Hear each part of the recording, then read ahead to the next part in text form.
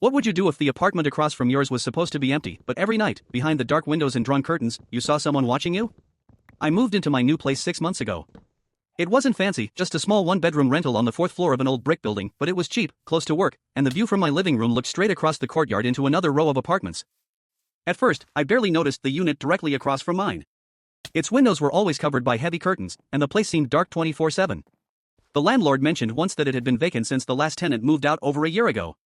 I didn't think much about it. Lots of units in the building stayed empty for a while. But about a week after I settled in, I was brushing my teeth one night when something caught my eye. I glanced through my window and froze. Behind those dark curtains, in the apartment that was supposed to be empty, I saw the outline of a person. A tall, narrow silhouette pressed against the fabric, as though standing just inches away from the glass. I blinked, and it was gone. I told myself it was nothing. A trick of the light, maybe a shadow from the street lamp. But the next night, around the same time, it was there again. Motionless. Facing me. I tried to ignore it. I kept the blinds closed tighter, avoided looking outside. But curiosity got the better of me. 2 nights later, I waited with the lights off, watching. And at 11:37 p.m. exactly, the figure appeared. Same place. Same stillness. Like it knew I'd be watching. My stomach turned to ice. I finally asked my landlord the next morning if maybe the place had been rented without me noticing. He shook his head. Nope. Still vacant. Why? I lied and said I just wondered about new neighbors. That night, the figure was back. Only this time, when I shifted nervously at my window, it tilted its head, mimicking me. The next day at work, I couldn't focus. Every time I looked at my computer screen, I saw that shadow in my head, tall, still, almost pressed against the curtain like it wanted me to know it was there. My coworkers talked around me, phones rang, emails piled up, but all I could think was, why does that apartment look occupied when it's supposed to be empty? By lunch, I convinced myself I had to know more. On my break, I pulled up the property management website. The unit across from mine was still listed as available. Monthly rent, square footage, even photos of the place, bare floors, beige walls, a sad little kitchenette. Definitely empty. That night, I decided to test it. I sat in my living room with the lights off again, waiting. My eyes were glued to the dark rectangle of the window across the courtyard. 11:30, nothing. 11:35, my heartbeat picked up. 11:37, there it was. The silhouette. But this time, I didn't look away. I stood slowly and raised my hand. The figure raised its hand too. I shifted left. It shifted left. At first I thought it was copying me, but no. The movements weren't delayed. They were simultaneous. Like I was looking into a mirror. Cold dread sank into my stomach. I yanked my curtain shut and tried to convince myself it was some prank. Maybe another tenant had snuck in. Maybe someone was squatting. But deep down, I knew. Squatters don't stand perfectly still at the exact same time every night. Squatters don't mimic you like a reflection. The next morning, I cornered my landlord in the lobby. Are you absolutely sure no one's in 4B? I asked. He sighed. For the last time, it's empty. I check every month. Electricity's cut, water's off. There's nothing in there but dust. Then who the hell's been standing at the window? He gave me a look like I'd grown a second head. You working too much, kid? Get some sleep. He walked off before I could press further. That night, I stayed away from the window. I tried to distract myself with TV, with scrolling my phone, with anything but looking across the courtyard. But the urge was unbearable. Finally, near midnight, I peeked through a sliver of the curtain. The figure was closer.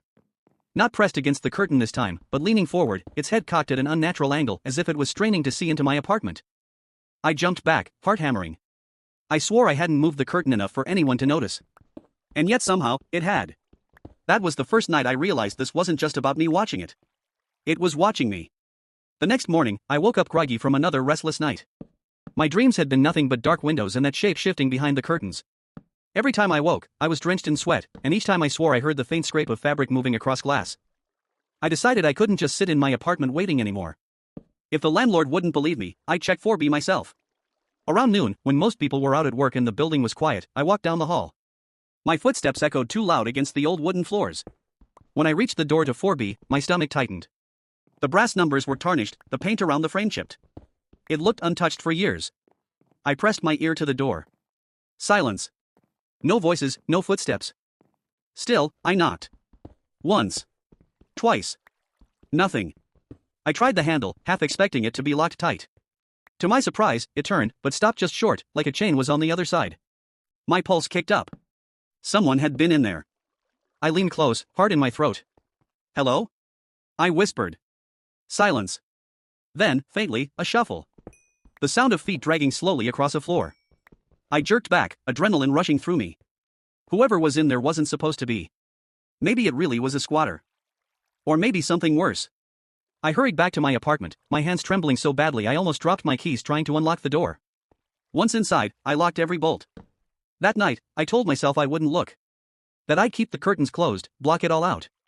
But curiosity gnawed at me until my chest hurt. At 11:30, I couldn't resist. I opened the curtain a crack. The figure was already there. Waiting. It didn't just stand still this time. It swayed slightly, side to side, like a tree in the wind.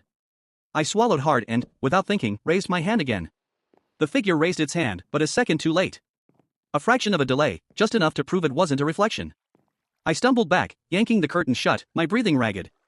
I wanted to run out of the apartment, get into my car, drive anywhere but here. But where could I go? This was my home. I couldn't abandon it. I sat in the dark, listening to my own heartbeat, until I heard something that nearly made me scream. Knocking. Not on my door. On my window. 3 taps. Pause. 3 taps again. I didn't move. Didn't breathe. Slowly, I turned my head. The curtains trembled slightly, as though someone had brushed against them from the outside. 4th floor. No balcony. No fire escape. I couldn't sleep. I sat upright all night, the bat from my closet in my lap, waiting for the sound again. It didn't come. But at dawn, when I finally worked up the courage to peek outside, there was something new. On my windowsill, resting on the ledge where only a bird should have reached, was a slip of paper. Weather-stained, edges curling. On it, written in uneven block letters. I see you too. I stared at that slip of paper until my eyes blurred. I see you too. My hand shook so hard I nearly dropped it. I was 4 stories up, there was no way for anyone to reach my window. Not without climbing the sheer brick wall like some kind of insect. I shoved the paper into a drawer and left for work early, desperate to be around people. But all day I couldn't concentrate. I replayed the sound of those knocks, the image of the curtain shifting, the words on that paper. By the time my shift ended, I'd made up my mind, I was going to the police. The desk officer listened politely as I explained. I told him about the silhouette in the supposedly empty apartment, the knocks, the note on my windowsill. His expression didn't change. When I finished, he leaned back and folded his arms. Sir, if you believe someone's trespassing in 4B, we can do a welfare check. But, he gave me that look, the one reserved for people reporting UFOs. You said the landlord confirmed it's vacant? No utilities, no lease on file? Yes, I said, too quickly. But I saw someone in there. More than once. And the note, how else would it get there? He sighed. We'll send someone by. But I'll be honest, these old buildings get squatters all the time. Probably some junkie hiding out. You'd be amazed the places they squeeze into. I wanted to argue, to scream that no addict in the world could scale 4 stories to leave a note outside my window. But what would that do?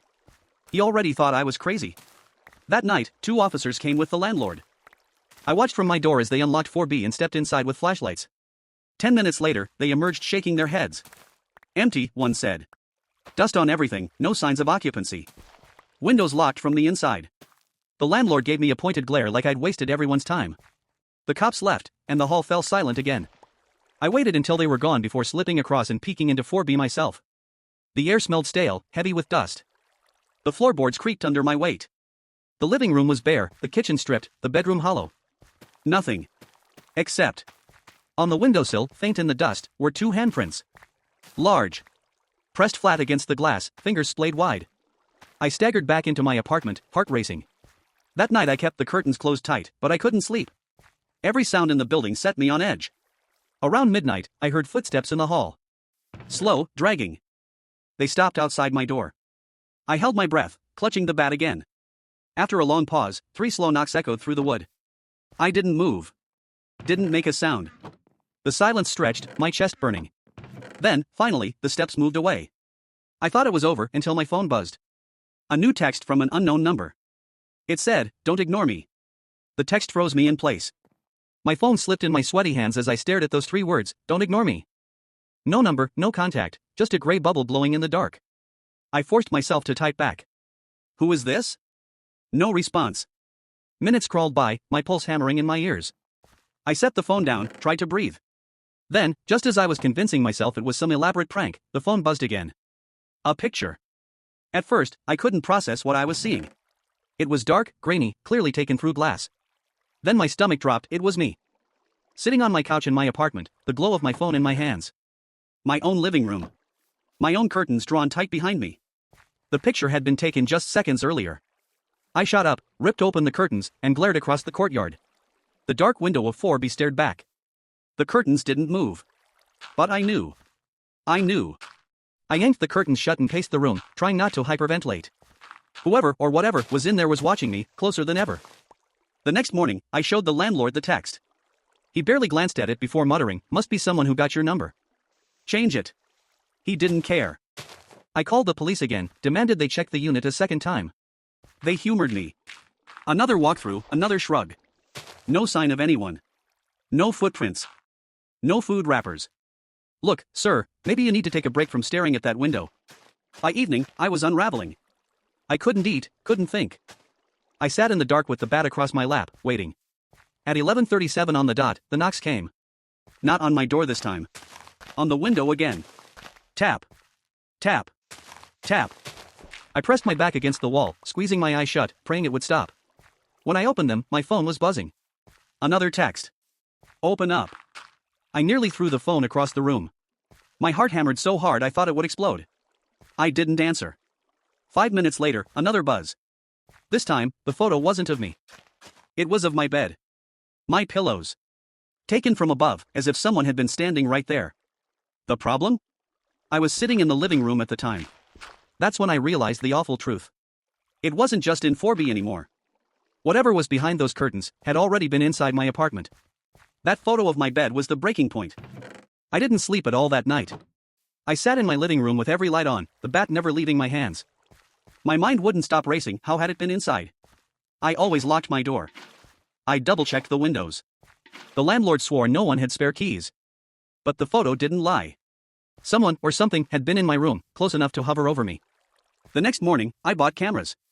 Cheap motion-activated ones that connected to an app.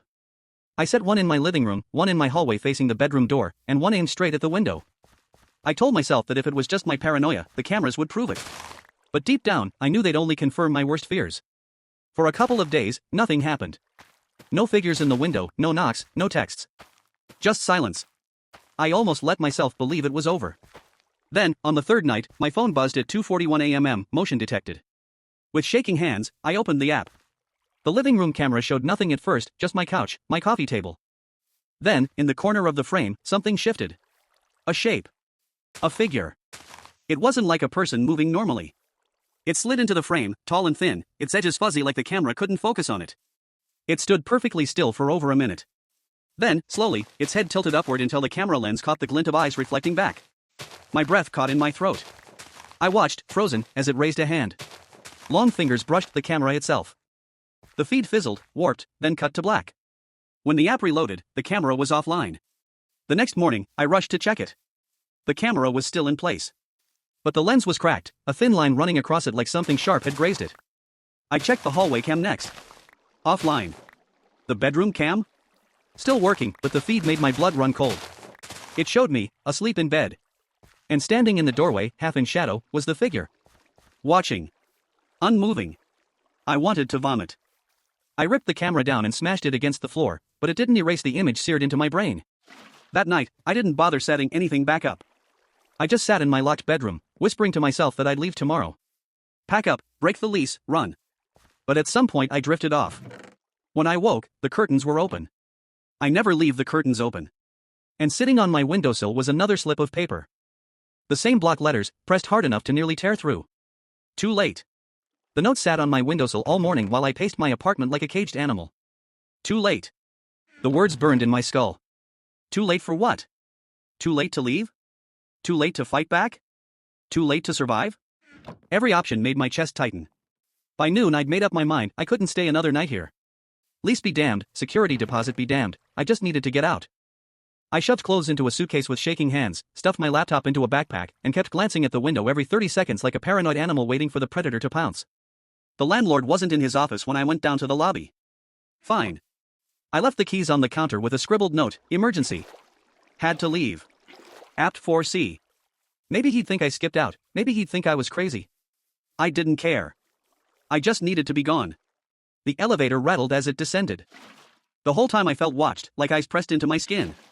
I pulled my suitcase behind me, heart hammering, and when the doors opened into the parking garage, I nearly bolted. But that's when I saw it. Across the garage, in the shadows between two concrete pillars, stood the silhouette. Tall, thin, completely still. It wasn't across the courtyard anymore. It wasn't behind curtains. It was here. I froze, every instinct screaming to run, but my body wouldn't move. The figure didn't step closer, didn't chase. It just tilted its head, that unnatural angle again, like it was studying me. My grip tightened on the suitcase handle until my knuckles popped. I forced myself to look away, sprinted to my car, fumbled with the keys. When I finally managed to start the engine and slam it into gear, I risked one last glance in the rearview mirror. The shadow was gone. I drove until the city disappeared behind me, until the skyline shrank into the horizon. I didn't stop until I hit a cheap roadside motel 2 hours away. The whole drive I kept checking the mirrors, convinced I'd see that shape in the back seat. Inside the motel room, I tried to breathe, tried to convince myself I was safe. The silence of the place was almost comforting. I turned on the TV just for background noise, collapsed onto the bed, and stared at the ceiling. For the first time in weeks, I thought maybe I could sleep. Then my phone buzzed. A new text. Same unknown number. You can't run. Attached was a photo. My motel room. Taken from outside the window. I stumbled up, heart slamming into my throat, and yanked open the curtains. Across the empty parking lot, past the flickering neon sign, there was nothing. No one. Just shadows stretching under the buzzing lights. But I knew. It had followed me. I didn't sleep that night in the motel. Every sound set me on edge, the whine of the ice machine down the hall, the occasional thud of pipes, the low hum of the neon sign outside. I sat in the chair by the window with the curtains half open, the bat from my trunk across my knees, staring out into the parking lot. Waiting. Nothing came. No figure in the shadows, no knocks on the glass. Just silence, heavy and suffocating. But my phone was still in my hand, that last text glowing on the screen, you can't run. At dawn, I packed my bag again and checked out. The woman at the front desk gave me a look like she knew I hadn't slept, like she could see the paranoia dripping off me. I drove aimlessly for hours, switching highways, cutting down back roads, trying to outsmart something that shouldn't even be real. By noon, exhaustion won. I pulled into another motel, dingier than the last, with faded carpets and peeling wallpaper. As I dragged my suitcase inside, I forced myself to laugh. You're losing your mind, I whispered. It's stress. Sleep deprivation. That's all. The room was small, with one window looking out at the empty pool.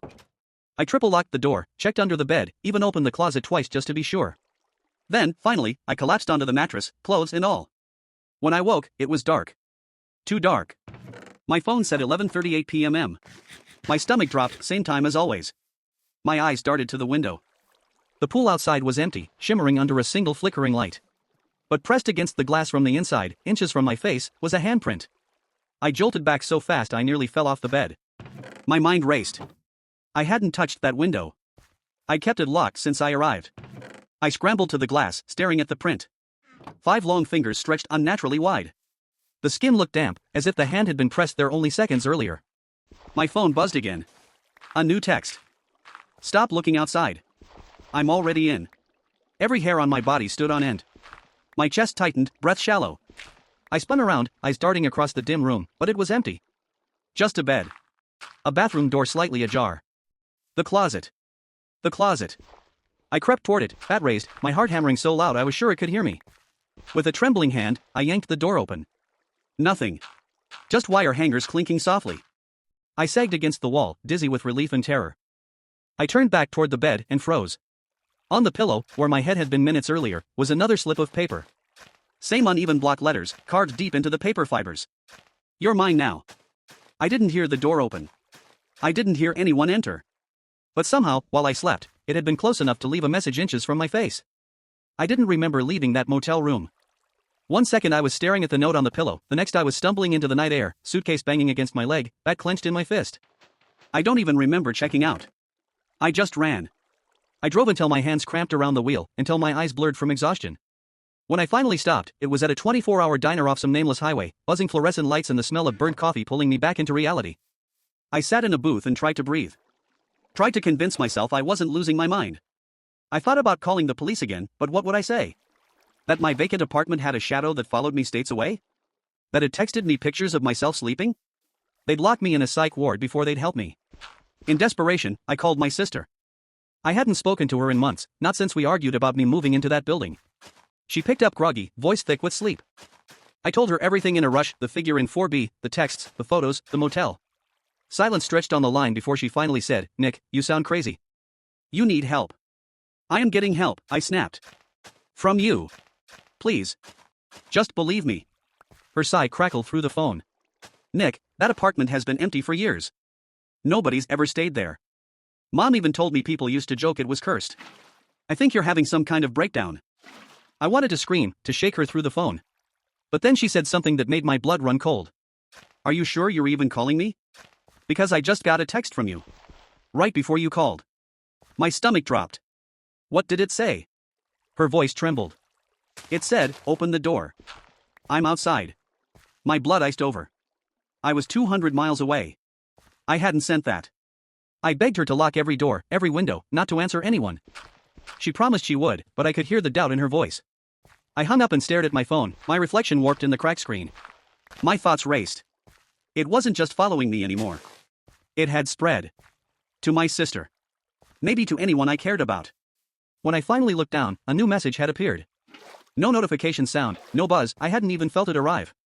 It was another photo. Not of me this time. Of my sister. Standing in her doorway, phone to her ear, face pale as she talked to me. The message beneath it read, "She looks just like you did." I dropped the phone, bile rising in my throat. My hand shook so badly I couldn't even pick it back up right away. That's when I realized there was no escaping this. It wasn't bound to that apartment. It wasn't bound to the building, or even to me. It was in the phones. In the cameras. In the shadows. It could be anywhere. Everywhere. And no matter how far I ran, it was already waiting. I didn't go back to the motel. I didn't call my sister again. I just drove. Nowhere, everywhere, highways, dirt roads, through towns I didn't know the names of. I couldn't stop. If I stopped, it would catch up. If I stopped, I'd have to think. And thinking was dangerous now. By the time the sun came up, I was running on fumes. My car was nearly out of gas, my body nearly out of strength. I pulled into an abandoned rest stop off a forgotten stretch of road, weeds cracking through the asphalt, the building boarded up. It felt safe in the way only forgotten places can. I parked and sat in the silence, staring at my phone. The screen was black, lifeless. I turned it off hours ago, but I knew it didn't matter. Whatever it was, it didn't need a signal. It didn't need a battery. It just needed me. I opened the glove box and pulled out an old burner phone I'd bought in a panic at a gas station. No apps. No camera. Just calls and texts. I powered it on, praying it would be clean. For a few blessed minutes, nothing happened.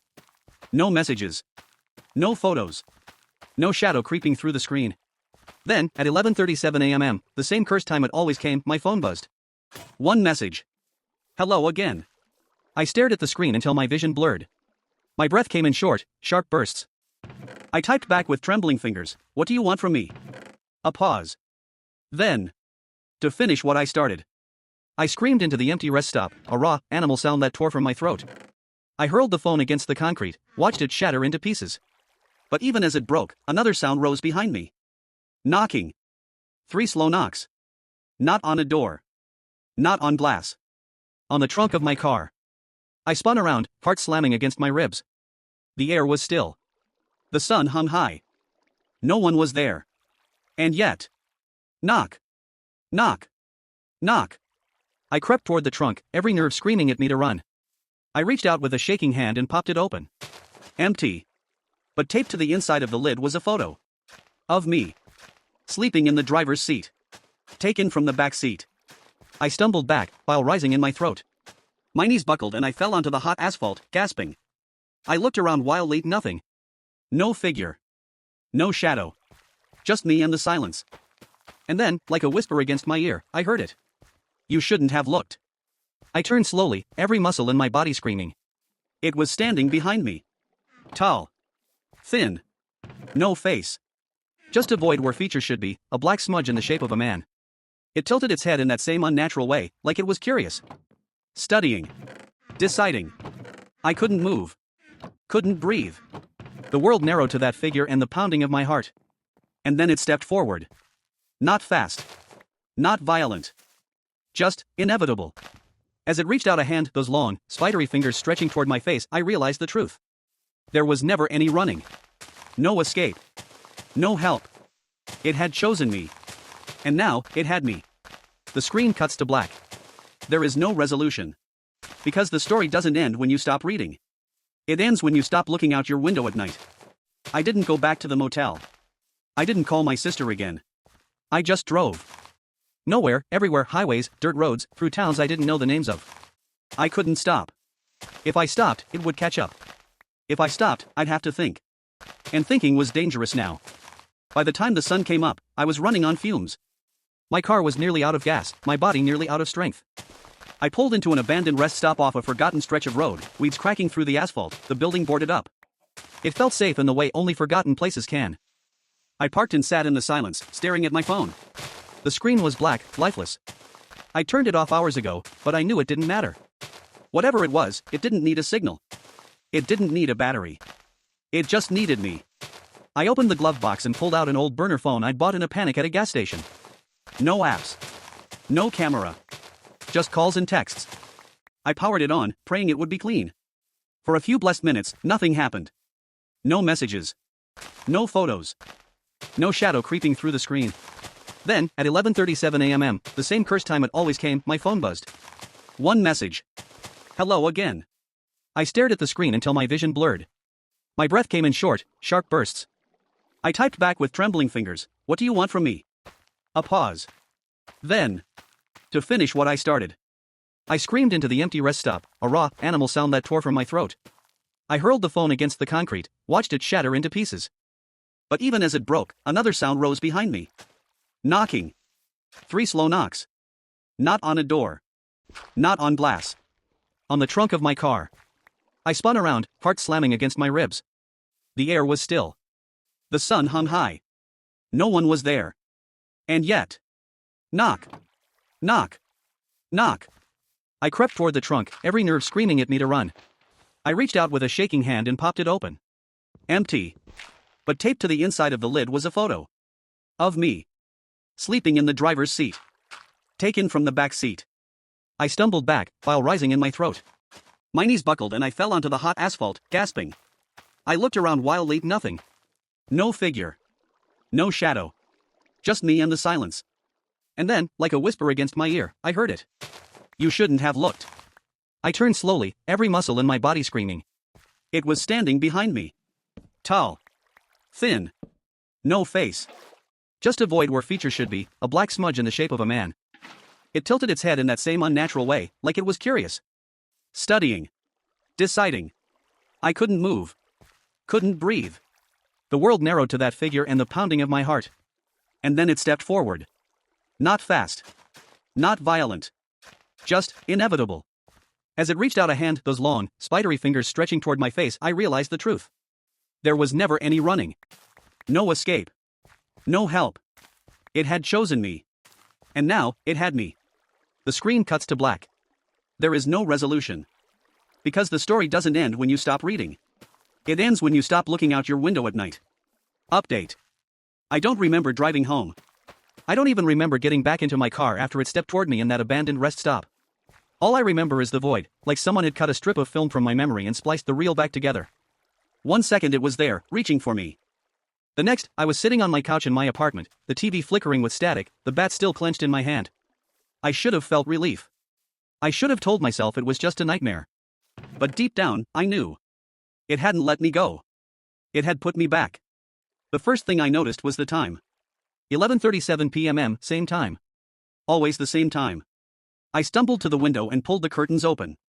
Across the courtyard, apartment 4B, still dark, still empty. But the curtain was drawn just slightly, and behind it, the outline of a tall figure stood perfectly still. It hadn't followed me across states. It hadn't tracked me through motels.